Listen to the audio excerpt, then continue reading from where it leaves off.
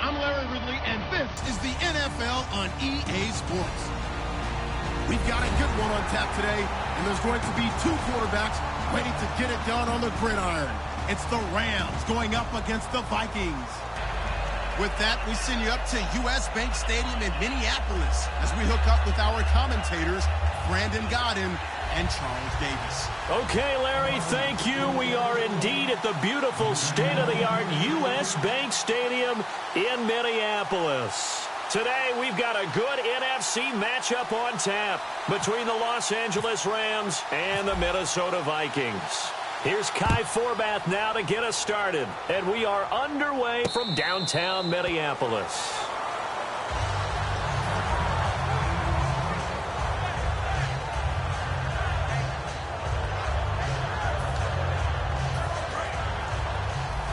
The defensive line disperses a little bit here, maybe expecting a pass. Here we go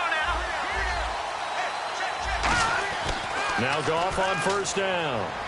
That's complete to his tight end. This is Lance Kendricks. That throw good for 4. It's second down.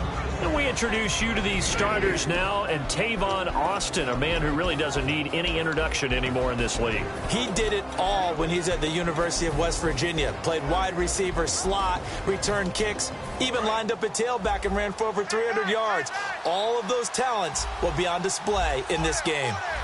Let's go. On second down, here's Goff. He's going to flip that out to the flat. It's complete. And they'll take him down at the 31-yard line. Call it a 3-yard gain, and they're going to have a third down. Quickly now a look at the defensive starters for Minnesota. When I see Sharif Floyd hit the field, I think of all the potential he has, and it's a lot of fun watching that come to the surface. From the gun on third down, Goff. And incomplete. The contact made the ball roam free and brings up fourth down. So the Rams call on Johnny Hecker here to punt it away on fourth down. Marcus Sherrill's back deep for Minnesota. And there's a good opportunity to just went awry there. A drop pass. I guess that's why they call them running backs and not catching backs. Here's Sherrill's. 31 yards on the punt there. And it'll be Viking football here as they take possession.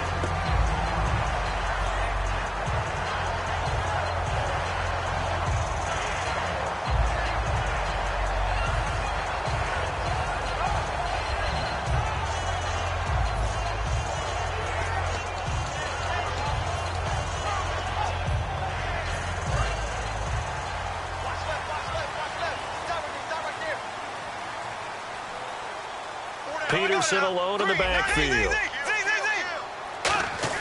On first and 10, Bradford. He's got it complete to Stephon Diggs. And he goes down, but not before getting this inside the 25. We saw him hit a big play there on a deep post. And most of the time, the post isn't available because usually you have defenders in the middle of the field. But if you throw enough curls and crossing routes and underneath routes, I know from experience, they get tired of watching those balls get caught. They start to creep up a little bit, and that's when you can hit them big over the top. 5 yards on the catch there, brings up second down. The starters now on offense, and Stephon Diggs, our first chance to see him today. Brandon, remember we had this conversation about how highly recruited he was in high school. Didn't quite live up to it in college due to some injuries, but boy, has he hit the NFL like a bomb. Stephon Diggs, a crafty, mature route runner who can go the distance. I like watching the wide receiver screen because it's a real teamwork play. Because guess what? The guy catching the ball, he'll get all the credit. But how about the people up to block in front of him, either fellow receivers or offensive linemen? That makes that play a really nice timing play, and sometimes it can break big. Out of the backfield, Adrian Peterson was the intended target. And it's second down. The defense here for the Rams. Mark Barron entered the league as a safety, but really plays much more like a linebacker. One thing we always notice at the end of every game, his stat sheet is full. And the back goes into motion. A second down throw for Bradford. Escaping the pressure right. Looking for his tight in Rudolph, and it's intercepted. Partner, these LA Rams, as they come back out here for the next offensive series, they now missed the playoffs 12 straight seasons. Of course, this last one, their first back in LA. They were 3-1, so much hope, but then they lost all but one down the stretch. Hard to believe with a defense that good, but just tells you about the premium that's placed on the offensive side of the ball, especially at the quarterback position. They just didn't have the stability. Even though they drafted Jared Goff, number 1 in 2016, he'll have to ascend to that number. Be that guy for them in the next season in order for the Rams to finally break that playoff drought. And now they've got some city neighbors in the Chargers of L.A. He rifles one that's intercepted. Picked up by the former first-rounder Trey Waynes. You know, for this Vikings team, as they come back out here on offense, I don't know that any group had more of a roller coaster ride than them in the 2016 season. The quarterback change at the beginning, the hot start, and in the cold middle, it was just a tough year for them, wasn't it? It really was, and when you look at how their season went, you mentioned the roller coaster. A lot of it can come back to the injuries, especially along the offensive line. I think by around October, maybe even early November, I'm surprised you and I didn't get a call to go audition to be a left tackle there because they were just down so many guys. So that made it difficult to run the ball and to protect Sam Bradford, their quarterback, and it reflected in their final record. And he'll get this one down to about the 10-yard line. Brandon, I know you play the fantasy football game, and Adrian Peterson has to be a popular pick for owners. But this year, a tough season for him. A knee injury early limited him to 72 yards total for the season. Yeah, early indeed. Week 2 on that knee injury. So 72 yards, as you said, for the year. Came back admirable, hoping to get him into the playoffs, but didn't look like he was ready to return. One guy I never count out, though, is Adrian Peterson. I expect a monster return in 2017. And it was a stiff arm there that freed him enough to get the first before he's tackled. They give him 2 yards there as they're set up now with a 1st and goal. Well, partner, they might want to tear up their scouting reports a little bit here because they just broke tendency. 3rd down, you don't ordinarily see a toss. They ran it, and they ran it really well and picked up a 1st down. I love the way the edges were sealed, which allowed him to get to the corner.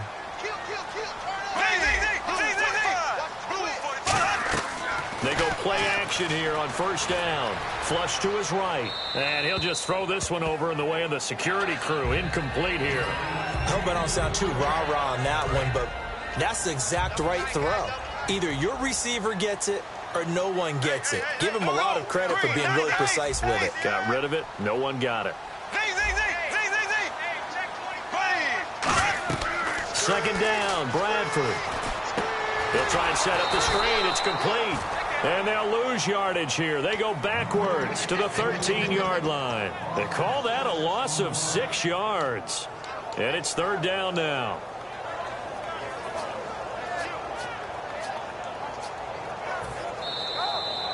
Back now with Charles Davis. I'm Brandon Gaudin. 2nd quarter begins with the Vikings holding the football.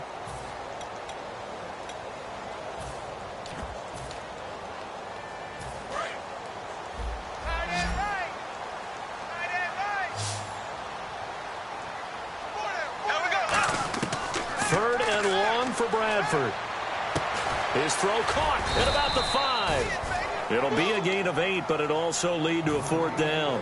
So much about this game is just understanding situations and then having to execute, isn't it? Guard the 1st down sticks. Don't let them get there. And they rallied and made the tackle. And Forbath will put this one through. And the Vikings have a 3-0 lead.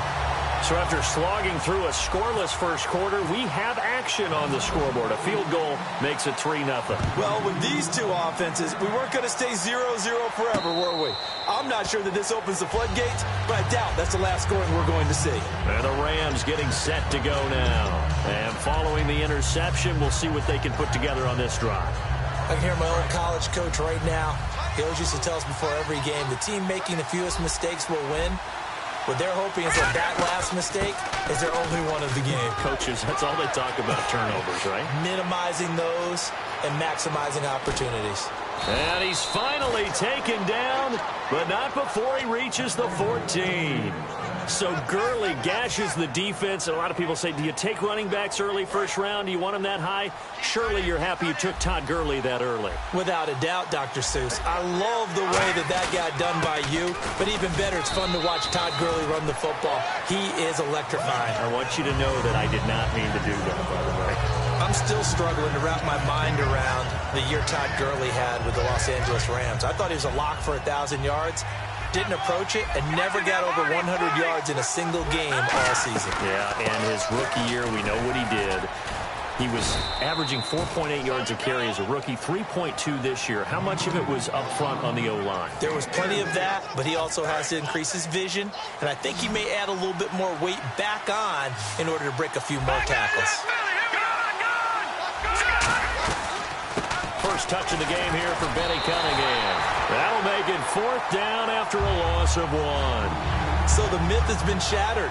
Every cornerback in the league is not just a cover corner. Some of them will stick their nose in there and make plays exactly as we just saw there. A big loss suffered by the offense after that nice tackle. And Zerline's kick is good. And that will tie us at 3-3. So this offensive unit, they've now had 3 drives, and they only have 3 points to show for it. Payoff is the key for everything. How many offenses have we talked to that say we have to finish drives? Thus far, this team hasn't finished it quite the way they wanted to. And now out comes Minnesota. And they had 3 points last time, but they didn't want 3 points because they were well within range of scoring a touchdown. We'll see if they can do better now. I'm with you on that one. Let's just go ahead and be frank about the whole thing. The only one happy about the 3-point? The kicker. Exactly. You put it through the post. That's going to help him in contract time. But that offense, they're thinking, let's get in the end zone this time. I don't know if that helped him in contract time. You could have kicked that one through. I don't know about that. Toe bash. I don't know about that. Toe bashed it. Super toe. Here we go. Throwing again. Bradford on 2nd and 10. He's going to try and go deep again. Cordero Patterson, the one he was hoping to get it to. And it's 3rd down.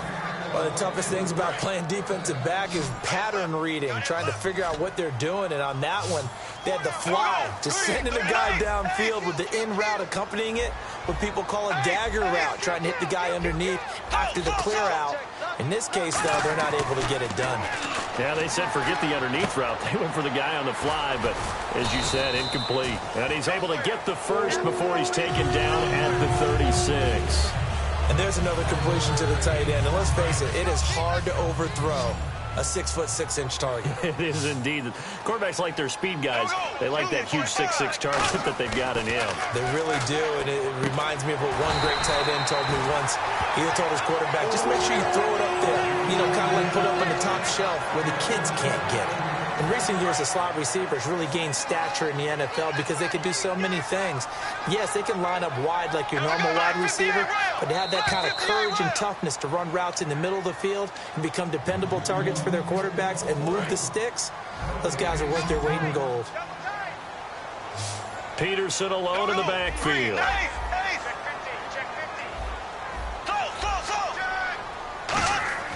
Now a play fake here on 1st down. They'll roll him out right. And he will find his man on the outside. And he's brought down.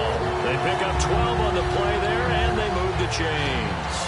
Looked like the defense put pretty good pressure on him, but he's able to flush out to his right to try and evade people. On the run, had to get on his horse. Still accurately throws a nice pass for a 1st down. Halfback sent in motion. 1st down, Bradford. Looking middle, and that's complete. 7 yards, the pickup on the pitch and catch. That was a nicely run slant route, and what the receiver's trying to do is make the defender think he's going upfield for a deeper route, and then breaks it off, usually after about 3 to 4 steps, and cuts towards the middle of the field. And now what he's trying to do is use his body to keep the defender away from the football and give the quarterback a really nice target. And complete, right side, the tight end Rudolph. 17 yards on the pickup there, and the drive will continue. There's a completion to the tight end, and I think that we're looking at something out of Central Casting, frankly. Absolutely. I mean, size, the hands. Speed, I mean, can flat out run. You put that whole package together, you light up the eyes of an offensive coordinator, don't you? To throw, Bradford. And it pops free. The collision there jarred the ball loose and brings up 2nd down. Slants are so tough to cover because everything happens so fast. but sometimes it happens too fast for the guy catching the ball because all of his movements have to be quick off the line of scrimmage, and then all of a sudden the ball's right on top of you. And maybe he got a little bit ahead of himself there. Now, a lot of times coming in with good pace, and he dropped it. On second down, Bradford again. Throwing middle, but it's incomplete. He was looking for his tight end there, Kyle Rudolph, and it's third down. They got pressure there and only rushing 3. And there's a defensive coordinator right now who is celebrating not just getting home with 3 there, but realizing if that's the type of pressure he can get in the entire game, then his pass defense. He's got his man. It's taken in for a Viking touchdown. Kyle Rudolph, an 11-yard touchdown. And the Vikings have taken the lead. And that touchdown gives them a touchdown lead before they attempt the extra point. What a great way to end the half. Yeah, great job to put themselves in front. And now, see on the sideline, special teams defense scrambling, saying we want to preserve this for the final moments of this second quarter. And a fair catch signaled for and taken successfully. So now here are the Rams as their offense comes back out. And what do you think goes on here in this situation? If you got the football, you're trailing, you're back in your own territory with just a little time. Do you try something? You're thinking about jump-starting your team, right? You just mentioned they're down. They're trying to get back into the game. But you got to figure if something goes wrong, you may have put yourself in a spot where you may not be able to come back in the second. Now hold everything here. We're going to get a timeout by the offense. It's just their first, so they'll have 2 remaining here before we get to halftime.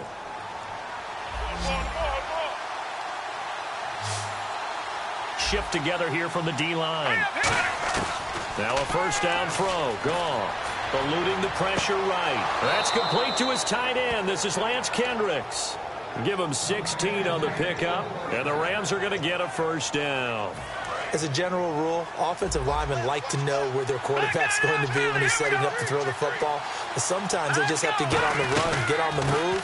He was able to do that on that play and picks up a first down with a nice throw. A good run there on first down, and it'll leave him with a 2nd and 2.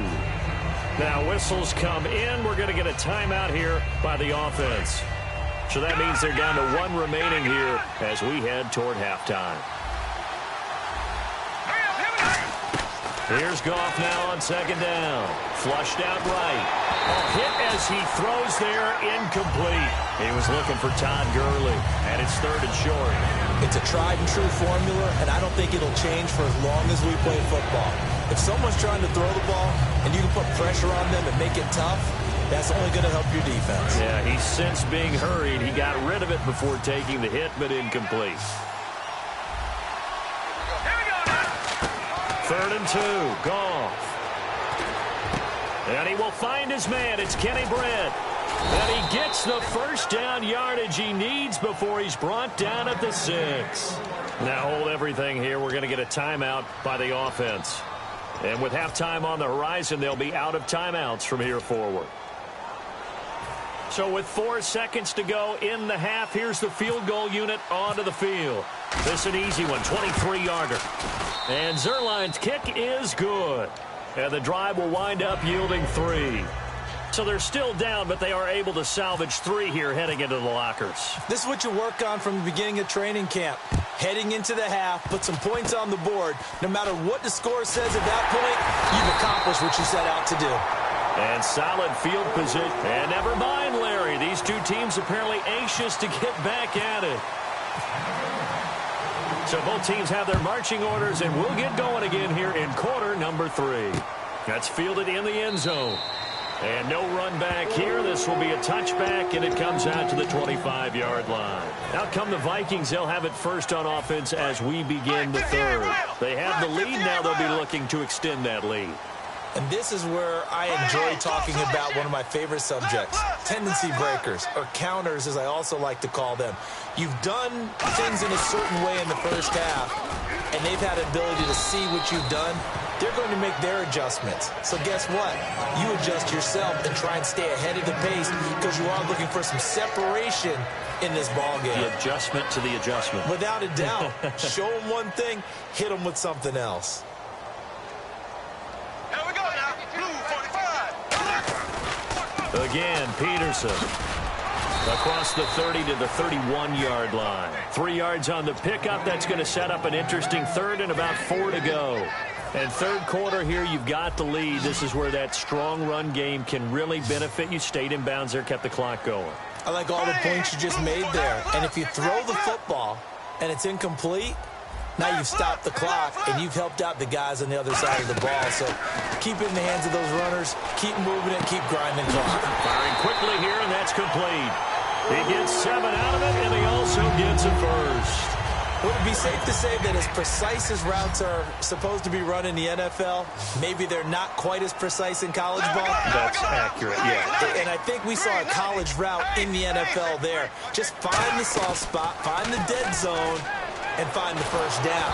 And that's what he just did. That incompletion, Charles, gives me a chance to put you on the clock real quick. NFC teams last year that did not make the playoffs that might make a push this coming year. Well, 3 that come to mind right away that we thought were going to be in 2016. Minnesota, remember the start they got off to before that didn't work out so well for them. Arizona, we thought they were a lock to be in the playoffs. In fact, many of us called them Super Bowl contenders. And Carolina, the defending NFC champs going into last season, they didn't make it. And this is caught right along the sideline. What a job of keeping the toes in bounds there. There will always be a place for methodically marching the ball downfield. But when you can pick it up in big chunks and strike like that and have explosive plays, that's often the difference in winning and losing. Those types of plays that can knock a defense off balance, that'll drive the team towards a victory. His throw caught at about the 5. 26 yards on the pickup there. And the Vikings are going to have it now, 1st and goal. So after that big play, let's see if they can catch their defense maybe on their heels. Here we go now. 390. Bradford again. And it's caught in the end zone. Touchdown, Minnesota. Adrian Peterson from 4 yards out. And the Vikings find a way to stretch their lead. It's good, and now it's an 11-point lead, 17-6.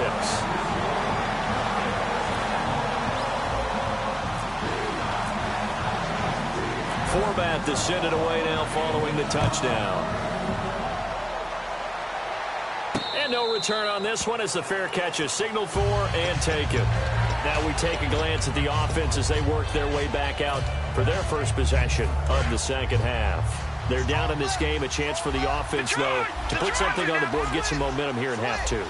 Try and get things kick-started for them. And you know at the half, they discussed how they were going to get that done. This is where scripting comes into play a lot of the time. How many plays do you script coming out of the second? Most of the time in the first half, you're scripting 12 to 16. I think in the second half, you're really scripting more like 8 to 10. Kind of a starter or an opener, whatever terminology they use. Just something to get you off to a quick start.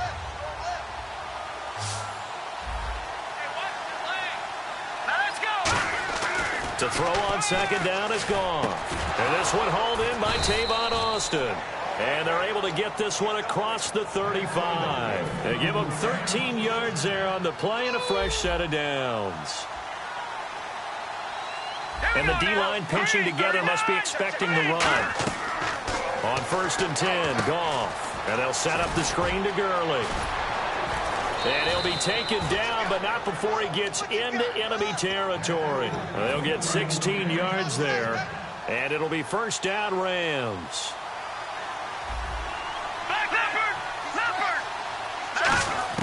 On 1st down, it's gone. Escaping the pressure right.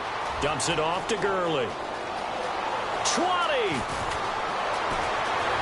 And he'll get into the end zone. Touchdown, Rams. Todd Gurley, 46 yards. And the Rams have got this back to a 1-score game. Getting your back involved, what's the importance there in the passing game? Well, oftentimes you can create mismatches because who's going to cover him? And you get him into space, which is where he likes to operate with the ball in his hands. Oftentimes makes people miss, gets that run after the catch, and off he goes. And into the end zone.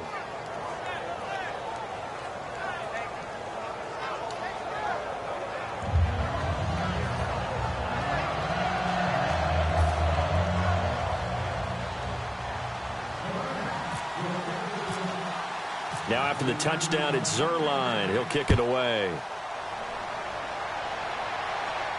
That'll be taken in the end zone. And no run back here. This will be a touchback, and it comes out to the 25-yard line. And now out comes Minnesota. And that last drive, a long drive, but not just that. They had a great air attack going. Do they stick with that? I would think that they would, because if they were competent enough to do it on the last drive, starting backed up in their own territory, why would you change anything? They've got to be confident about what they're presenting and continue to do so. Yeah, because the secondary, they really look clueless. And that was amazing because that drive went and went, no adjustments, and no big plays by the defense to knock the ball away. And the play clock's running down. And the play clock becoming an issue, so Mike Zimmer's forced to call a timeout. It's just their first, so 2 remaining as they burn one here in this third quarter.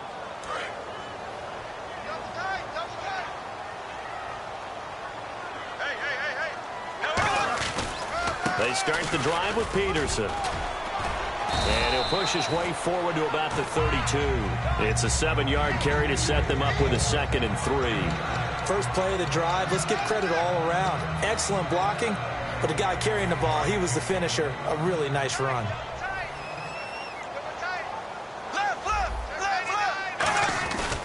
On 2nd down, Peterson. And this carry not as productive. He's swallowed up at the line of scrimmage. They'll lose a yard, and it brings up 3rd. And the offense there, the O-line, everybody really on offense, they were just manhandled at the point of attack. Yeah, you could pretty much call them all out, couldn't you? Almost by name, right? That was a very tough sequence for the offensive line. But how about that defensive front? Creating a new line of scrimmage and creating a large yardage possibility. And he's able to find Diggs. 17 yards on the pickup there. The drive will continue. It's a first down. Trying to get one more in here before the quarter breaks. Back now at beautiful new U.S. Bank Stadium. Offense comes to the line now, 1st and 10. And he goes in motion here in the backfield. Bradford on 1st down. And look at this. They get the turnover they needed. It's intercepted. Picked off by Trumaine Johnson. And the return comes to a halt right at the 44-yard line. And the Rams now coming out on the field. And they're hoping to capture some of that magic they had last time out when they were able to put together a scoring drive. But they're still down here, Charles. Not the major concern, though, because of what you talked about. They scored the last time out. They feel good about themselves. They feel like their game plan is now in effect.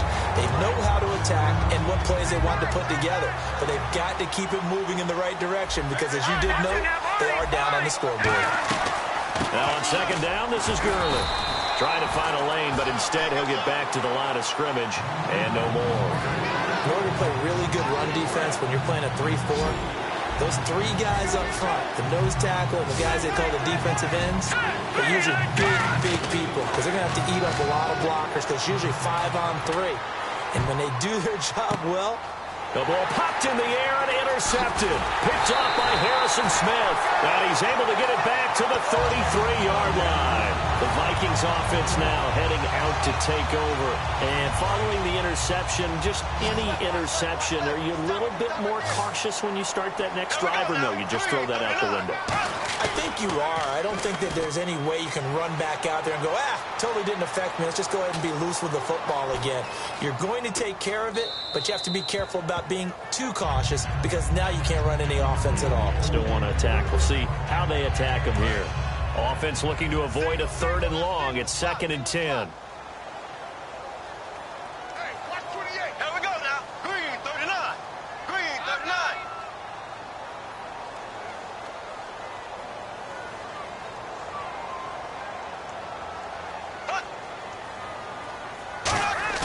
Throwing again. Bradford on 2nd and 10. Trying to lay one up deep. And both guys were there, but it falls incomplete. And when all else fails as a defender, when you're not there in the coverage, your best friend is exactly what we saw there. A big play shot taken by the offense. Unfortunately, it ended in a big drop. Defense has set themselves up nicely. 3rd and 10 now.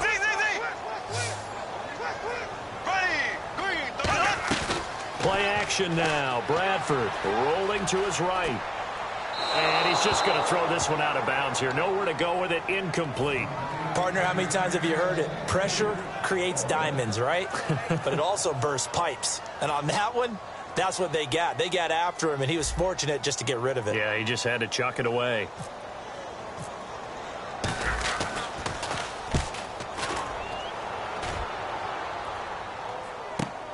Now Austin.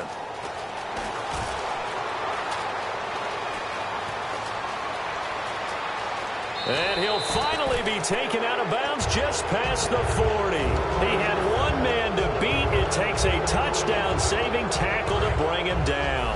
And the Rams are going to start this drive in great field position as they take over. And some changes here as the D-line separates some. On first down, it's Gurley. And the big boys up front, they're going to stop him right at the line. Just a yard on the first down carry, so it's 2nd and 9. The best defensive linemen, they play with great leverage so they can get low and not get bowled over by offensive linemen. They have excellent hands. They can throw people off on a play. We just saw a great example of a really good run stop by a guy playing the defensive tackle position. And down he goes, taking it inside the 10, just shy of the 5 at the 6. Now, that play will end up on the highlights, and you'll see it all over the place. But what you won't see, the offensive line that bought the extra time, that allowed for the big completion downfield, those guys made that play possible. On first and goal, Gurley. And running room scarce here. He's going to be stopped in his tracks at the line of scrimmage. The defense won that play so fast that I think if the running back even had time to notice if anyone was there, it was just a blink of an eye, and there was a loss on the play. On second down, here's Goff. And he's going to take this one in for a Rams touchdown. Lance Kendricks, a 7-yard touchdown grab. And the Rams have taken the lead here in the 4th. It's up and good to make it 21-17. Now after the touchdown, it's Zerline. He'll kick it away. And that'll carry over the back line of the end zone for a touchback. And now out comes Minnesota. And a tight game after punting last time. See if they can get something going on this drive. As they head to the field now, with the game this close, you got to feel there's a sense of urgency for them going on offense right now. But they have to do it without letting panic creep in and affect their play. They got 18 yards out of that one, and it gets them a new set of downs. That was a nice completion on an out route, and those types of plays are the result of arm strength by the quarterback and timing by the receiver.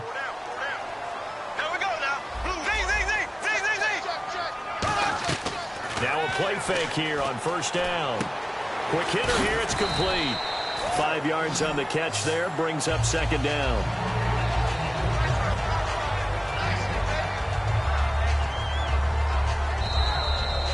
Time for a break. We'll come back, see what transpires after this.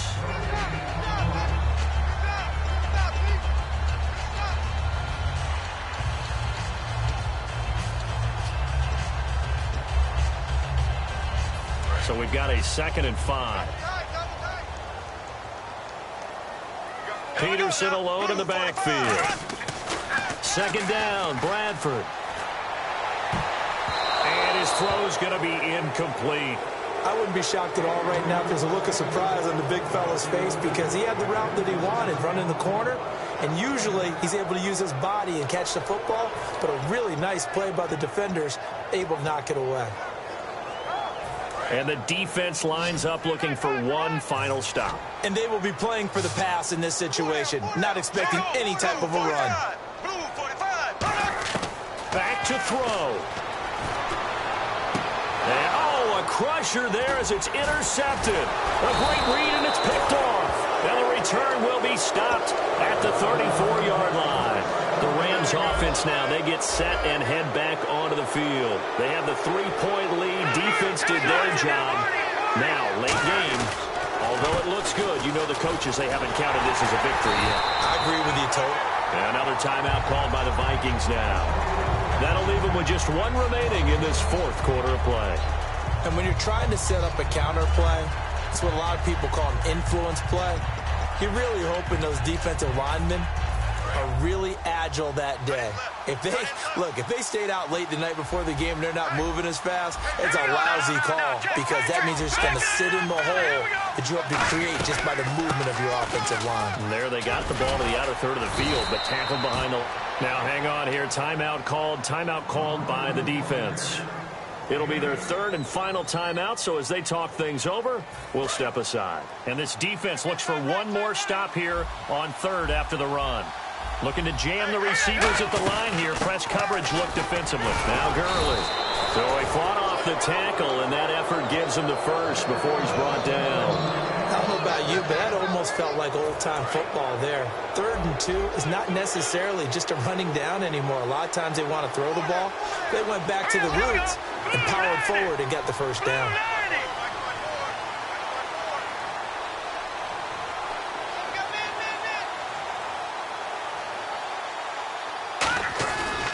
Now Goff will hand this one to Gurley. And this one's going to go the wrong way. Losing yardage back at the 42. It's a loss of 2 there, bringing up 2nd down.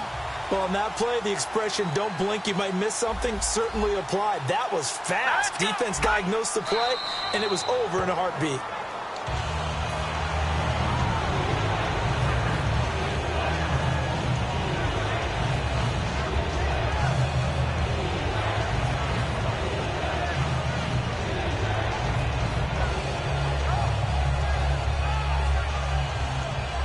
They've gone backwards so far in this series. 3rd and 13.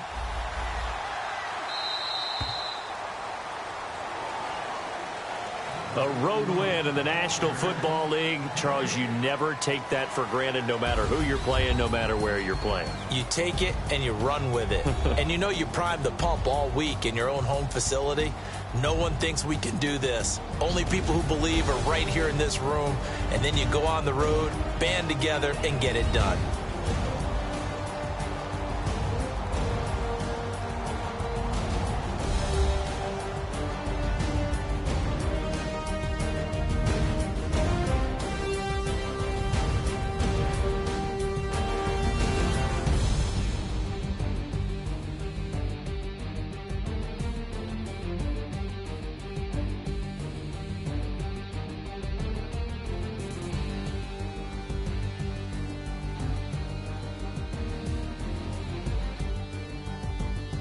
That'll do it for us. For Charles Davis and all our hardworking crew, I'm Brandon Gaudin. You've been watching the NFL on EA Sports. For more, find us on Twitter at EA Madden NFL. From Minneapolis, so long, everybody.